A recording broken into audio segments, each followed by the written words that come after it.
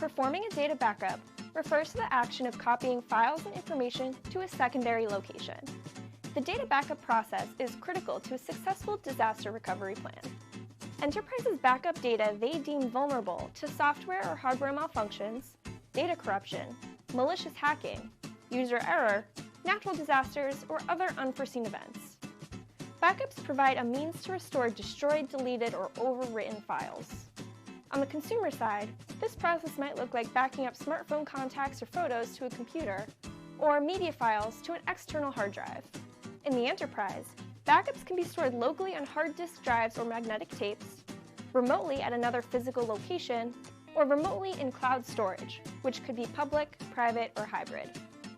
For many businesses, best practices include a full data backup once a week during off hours, but additional data backup jobs can be scheduled as necessary.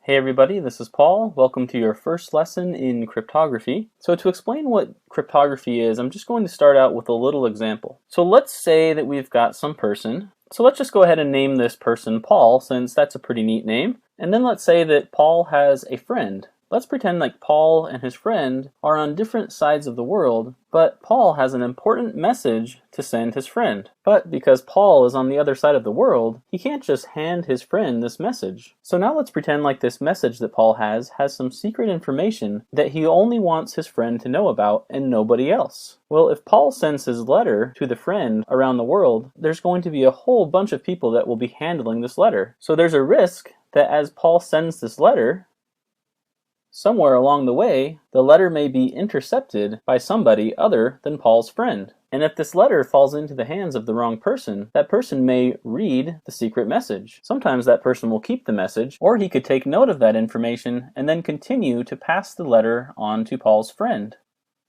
So how can Paul and his friend be sure that nobody in between has uncovered the secret message? One thing Paul could do is he could use cryptography to encrypt the message. That way, if somebody in the middle got the message, they would be unable to understand its contents. So if the message is written in plain text, that means it's very easy for anybody who speaks that language to understand its contents. So what Paul needs to do is he needs to encrypt his message before he sends it. So what does it mean to encrypt a message? Let's pretend like Paul's secret message is the word fun. He doesn't want anybody other than his friend to read this secret message. Well, anybody that speaks English can read the letters F-U-N and understand that Paul is trying to send the message fun to his friend. So in order for Paul to encrypt the plain text fun, he converts the letters F-U-N to numbers.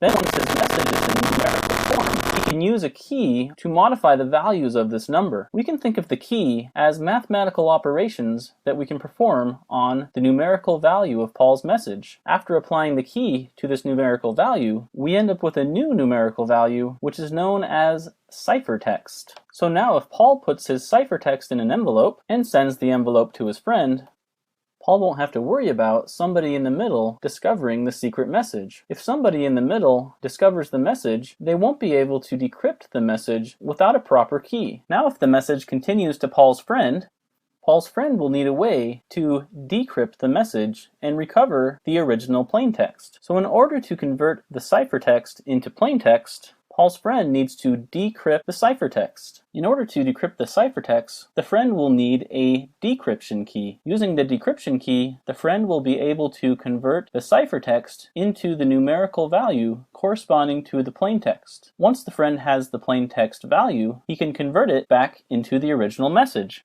Now that the numerical value is converted back to the English language, the friend has retrieved the original plaintext that was sent in Paul's message.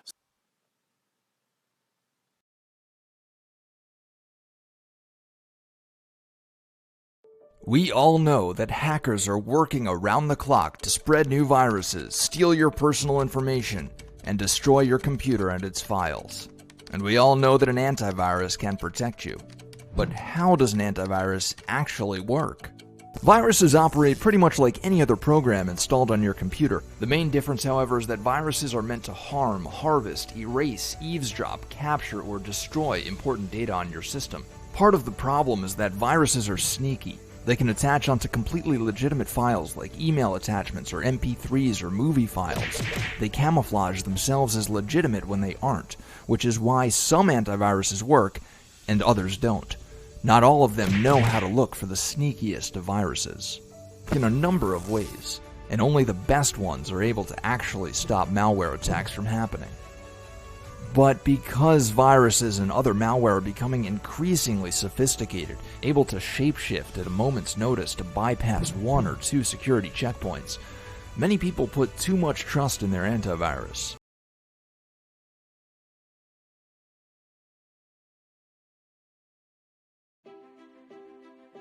Spyware is software that is designed to gather data from your device. It can communicate your personal and confidential information to a user who has malicious intent. As long as you're using a device connected to the internet, you are in danger of spyware infestation.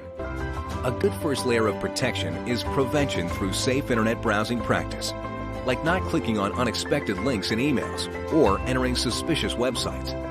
However, not downloading a program and never clicking on an email attachment is not always an option. That's where a trusted internet security solution will give you peace of mind.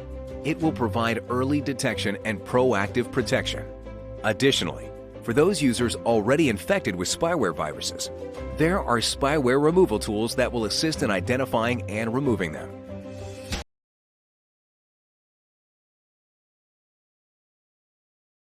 What is a firewall? Now, a firewall is a system that is designed to prevent unauthorized access from entering a private network by filtering the information that comes in from the internet. A firewall blocks unwanted traffic and permits wanted traffic. So a firewall's purpose is to create a safety barrier between a private network and the public internet. Because out on the internet, there's always going to be hackers and malicious traffic that may try to penetrate into a private network to cause harm. And a firewall is the main component on the network to prevent this. And a firewall is especially important to a large organization that has a lot of computers and servers in them, because you don't want all those devices accessible to everyone on the internet where a hacker can come in and totally disrupt that organization. So that's why you need a firewall to protect them.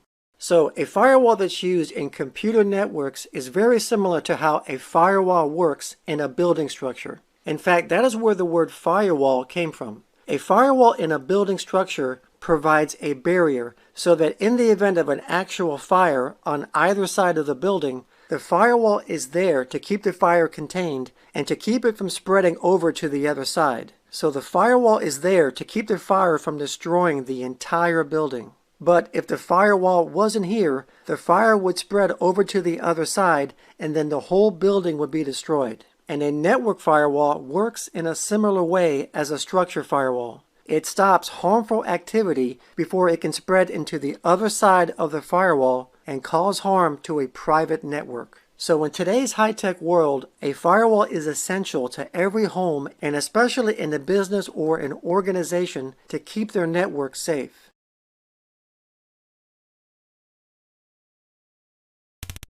Google builds and maintains one of the world's foremost networks of data centers.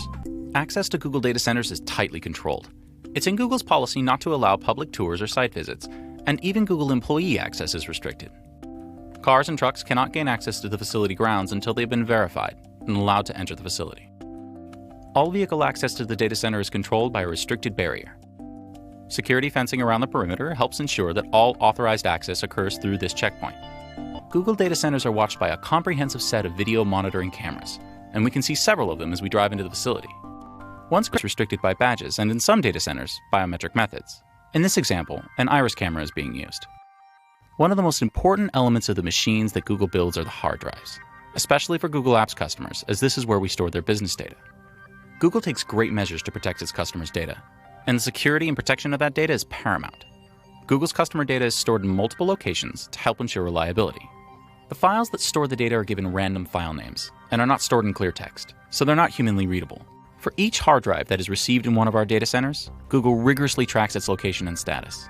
When a hard drive fails or begins to exhibit performance problems, it's brought to this area, where it's reformatted and retested. If the hard drive does not pass these tests, it's removed from the rotation.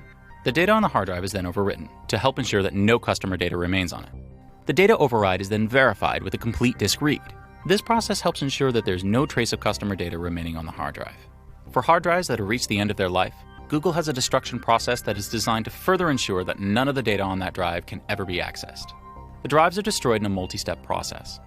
One device that is used to destroy old hard drives is known as the crusher and is shown here. A steel piston is pushed through the center of the drive and the platters are deformed, making them unreadable. Another step in the process is the drive shredder, shown here. As you can see, no one will be likely to get any of Google's customers' data from these drives. After the crushing process, the remains are sent to recycling centers. Google maintains an extra backup of the data in the data center that is stored on these tapes, shown here. This provides a level of redundancy to help safeguard its customers' data. Google data centers are protected by robust fire detection and suppression capabilities. This panel shows the current state of fire detection in the data center. Everything is clear now. In the event of a fire or any other disruption, data access for Google's customers is designed to automatically and seamlessly shift to another data center so that they can keep working and their business can continue uninterrupted. The Google data center is constantly monitored by personnel using sophisticated video equipment. This monitoring station allows the security team to view video feeds from many areas in the data center. If the security team spots something out of the ordinary on the video surveillance, they are trained to immediately respond and investigate. Mobility and rapid response in the data center are enabled by the use of carts, jeeps, and scooters. Google maintains relationships with local law enforcement, and should the need arise, they can be called on site. Include physical barriers and perimeter fencing, 24/7 security presence, access control with badging and biometric identification, local law enforcement response, video monitoring and video analytics, data protection, file fragmentation, replication, and storage, hard drive lifecycle management, and fire detection and suppression. Google's customers benefit from these technologies and processes, and they help ensure their data is kept secure and protected.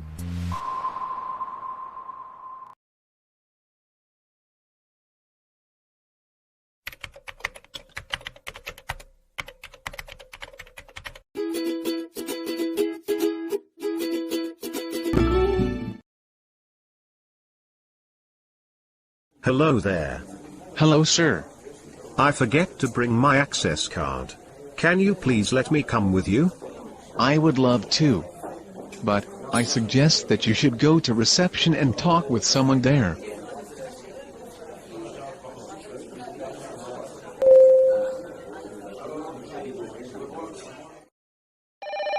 Hello, Joe here.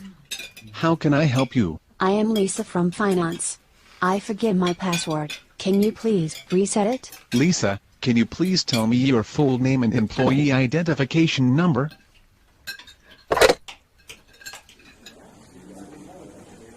Hello, sir. Yes, please.